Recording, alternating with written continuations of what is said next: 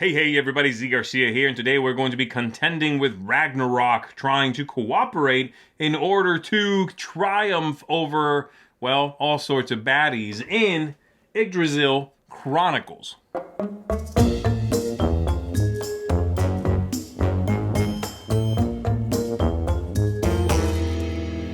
In this game, you are going to take on the role of one of these Nordic gods. You're going to be Thor or Odin or Heimdall, one of these characters. You are going to work together with the other players in order to inhabit the Tree of Life, which you are going to build in the center of the table, this 3D tree, and push and keep at bay the different nemesis that you are fighting against. You have Loki and Fenrir and all of these characters, again, from the same mythology. So again, you're working together in order to keep those baddies from triumphing over you and get to a conclusion by helping each other out, taking smart actions, all of those things. You can play the game in a regular, one-shot style with an easy game or a hard mode, or you can play a campaign in which you're going to go through a book, a flip book, with different little tasks presented to you that you must accomplish before the game beats you. And so you've got different game modes at hand there. Let's go ahead and take a look at how this works.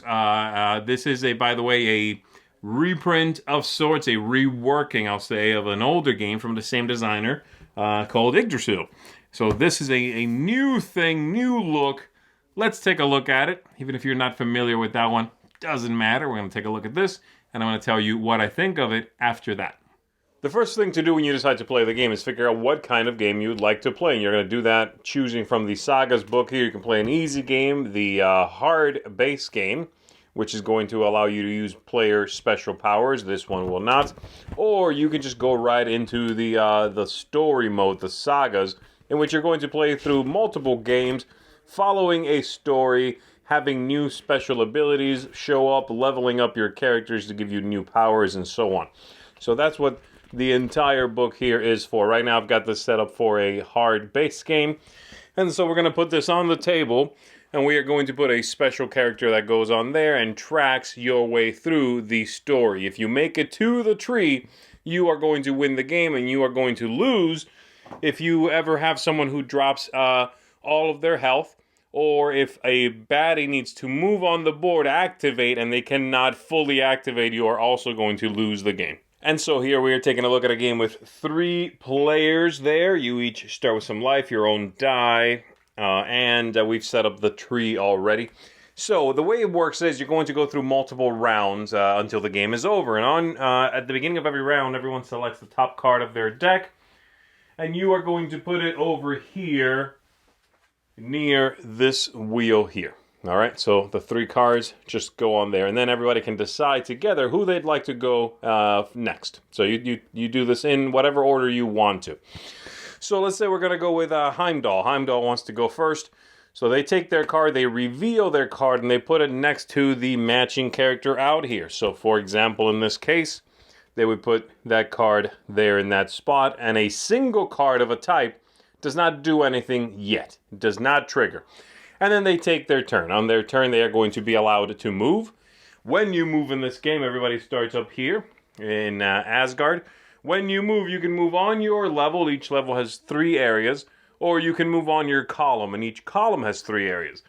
So Heimdall here could go over here to the world of the elves and maybe get some elves. They could go over here and get some dice, and they can move down to Midgard. They can move all the way down over here. So those are your movement options. You don't have to move.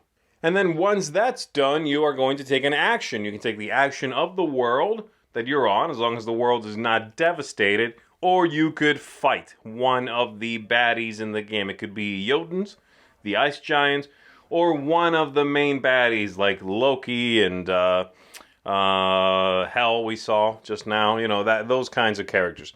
So that's how that works. So we reveal this, and that character is going to move over here, let's say, and they're going to take some of those elves. Now, every world, let me go ahead and grab this sheet over here and show you. Every world is going to have a different action associated with it, and depending on who's there with you, the power will be a little weaker, normal, or a little stronger. So for example, right now we are looking right here at this one where we can take the elves. If you are there alone, you got the normal action, which would be 2 elves. You take those 2 elves, you keep them in your supply. If you are there with a baddie, you are going to get only 1 elf. If you are there with support, meaning another character, another of your allies is there, then you get 3 of them. And if it's a combination, good, help and some baddies, you still just take the normal one. That's true for all of these, right? So recruiting heroes down here, same thing, 1, 2, or 3.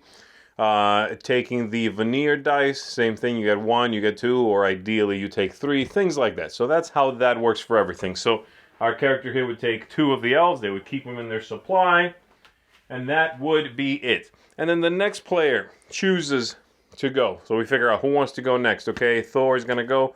Thor reveals their card. Loki, great, and then they add the card to the wheel. So we've already got this one here from Hell.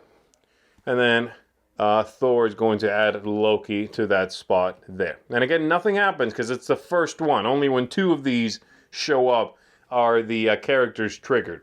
And then Thor will take their turn. Maybe they want to join Heimdall over here and now get 3 of these elves. And I'll tell you what all these things do in just a second. So maybe they'll get 3 of those. Great. And then the last player will go and they'll reveal their card. And look at that. It's another Hell card. So now it does trigger. There are 2 of these now. And that happens first. So we might as well go ahead and talk about what these all do, starting from the one that just triggered. So Hell over here is going to move up the tree. Hell begins down here. And they're going to move up 1 step. If upon moving there are 2 of these characters in that world, the world is immediately devastated, meaning you can no longer take the action of the world. And in fact, you take one of these pieces up here and put it on that world to remind you of that. You can later on get rid of this by paying a couple of hearts. So that's the first thing. And so she moves up, then she rotates the center of the tree. This middle level rotates.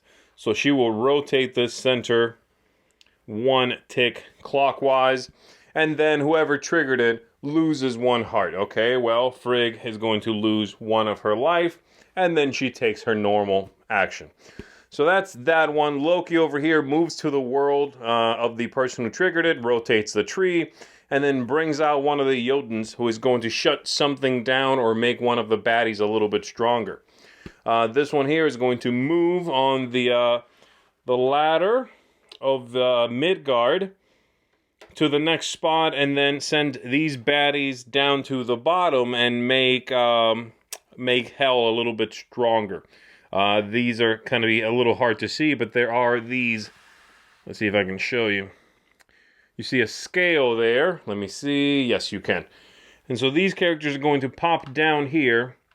And as they are placed on this scale, the number showing indicates the strength of the character. And so they're going to go up in strength as this one advances. First it sends 1 down, then 2, then 3. If it goes after that, you lose the game. So there's that one. We have over here, Fenrir is going to escape the cage, which is at the top, and go to Asgard. If it's already out of the cage, you lose 3 hearts instead, and then your turn is over. You reshuffle your deck. This one over here will advance. This is the one you want to happen generally. This is how you win the game, because it will advance on here. So if you get 2 cards of that, you're going to advance to the next spot. In this case, something bad happens. These 2 are triggered than these 2, but you have to make it over here in order to win. So you want this to happen. Surt over here will move up, rotate the tree, and then put 2 fire giants out on their strength ladder, making Surt here stronger. And that's it. That's all of them. Yeah, there you go. So that's how that works, okay? So what are you doing to fight these people, push them back down, buy you time so that Nidhogg here can make it all the way to the end of the scale? Well, you're going to fight them and send them back. You are going to force them to retreat. That's how you do it. Now, here's the deal with combat in this game. You always succeed. That's the first thing. So immediately you know you are going to win. So let's say Heimdall over here. Let's rotate this back to where it was. Wants to pop down here and fight Hell and send her back down. So you automatically win. And he sends her back down here. But then you are going to risk some of your life points in order to have that combat. So you automatically win, but then you're going to assess the risks you took, possibly lose some life. So we've got, for Heimdall here, they've got 2 elves, and let's say we've already gathered a couple of heroes here and sent them from Midgard all the way up to Asgard. And that's a communal pool, so those would be up there. Then every player has their own die, and then maybe they've gathered also some of these veneer dice. And these are going to help you with that. So first thing, we check the strength of the character you just fought. If we look at the scale down here, assuming it looks just like that, the strength is 3. That's how many risks you're taking. First, you may put back some heroes to reduce the number of risks. So great, I'll put 1 back in Midgard. I'm now only taking 2 risks. Then you may choose to roll your dice. You can choose, obviously your own die you will roll, the other ones you may roll, but I will go ahead and roll them all. I have 2 more risks I need to negate. So these will be rolled.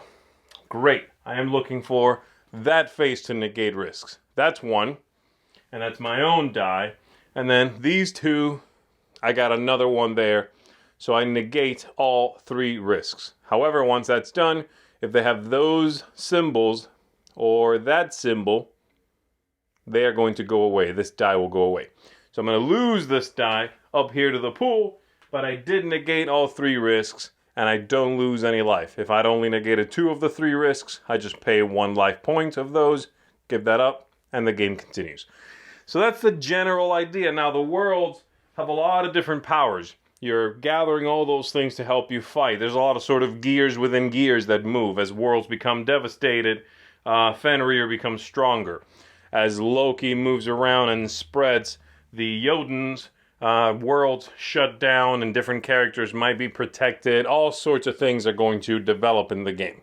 So I'm not going to go into all of those things. I just wanted to give you an idea of the kinds of actions you can expect to see, the kinds of manipulations and card play you can expect to see. But that's basically it. I will show you one more thing here, because I'll be talking about it later on in my overview, and that is these special characters and just the amount of symbology that is in the game. As you can see, these characters here, they will help you. They're sort of creatures of the world, and they are here to assist you. Some of them are pretty straightforward. Gain a heart, so you'll take 1 back as long as you can take it. And some of them are a little more confusing with their iconography. All right, so there it is. All right, everybody, let's go ahead and go back up top. I think, again, that's enough just to sort of give you an idea. Let's go back up top. Let me tell you what I think of it. That is Yggdrasil Chronicles. There's quite a bit in this box, and it's a little bit to wrap your head around. As you saw, it's kind of tricky to show you the whole tree anyway in the shot. It's because of the levels and sort of the angles that I can get with that. But hopefully you got an idea. So let's break it down. I'm going to start with the one thing I thought was the weakest thing, the weakest aspect of the whole game, and that is ease of play. The game's a little hard to digest. I thought the rulebook was a little messy. I think the iconography and the amount of symbols they're using is overblown. I think they're hard to interpret. I think you spend a lot of time in this game, unfortunately, with your nose stuck in the rulebook. And that's too bad. They give you no player aids in the box. It's just one of those things that you have your a little bit of a player aid here on the characters, but there should be more than that to ease the play cadence, to help you play, and instead of breaking it up, forcing people to check the rule book a lot. So that's unfortunate, and that is my biggest issue. The other issue I have is the aesthetics. I think a lot of the game looks neat, and I think a lot of the concepts that wrap around this tree idea with the middle rotating to line up different things, it's cool. Thematically, it's cool even. But the tree is a little iffy. It's going to be showing wear and tear fairly quickly. The symbols everywhere don't help. Each of the different worlds shows a symbol printed in that area of the tree. So the top level at about normal sitting height is sort of hard to see over or see, the surface of. So it's going to put a lot of people off. I sort of waffle on how I feel about the tree. I think it's cool mechanically. I don't think I want to put it together and take it down a whole bunch of times. And like I said, the one I've got here is showing a considerable amount of wear already. So there is that. The other things I do like, I think thematically the game is very cool, especially the Ragnarök campaign. It's neat, it's captivating, it's a cool concept. It does a little bit more than just sort of splashing the artwork and concepts across the game. You know, they went the extra mile to give you a story that is steeped in this mythology, and I think they did a good job with it. The replayability here is very high because of that campaign largely, but it's also a lot of characters that you can be, the players can be. There's a lot of different cards. There's a lot of different ways that things could play out. And it keeps the replayability high. I enjoy that. Game length is solid. The game's not short, but it does not outstay its welcome. I think you're always engaged. It's a nice amount of tension, so it keeps the game length at a great point. And then lastly, you've got tactics and strategy and luck in the game. I love some of the ideas that this game puts into place. In the original game, and again, this is just as a point of comparison, it doesn't matter if you've played or not the original game. But in the original game, there was a somewhat similar fighting system to push back the bad guys. But you could fail. You could roll, spend your heroes, roll, and fail. So I did not... That sometimes I could really just sort of leave a bad taste in your mouth. I like that in this game, the idea, while it is a little quirky and kind of weird to wrap your head around, I like this idea that when you fight, you win. And then you might take hits that you're trying to mitigate. That's a really cool concept. It works excellently. I really enjoy that. And just like that, a lot of the other things, if you're alone somewhere, you get the middle thing. But if you've got a friend, you get the better thing. Mechanically, tactically, the game is really solid and engaging, and I can definitely see the growth of the designer as a designer from when the first one came out many years ago to this iteration of this concept. So kudos on that front.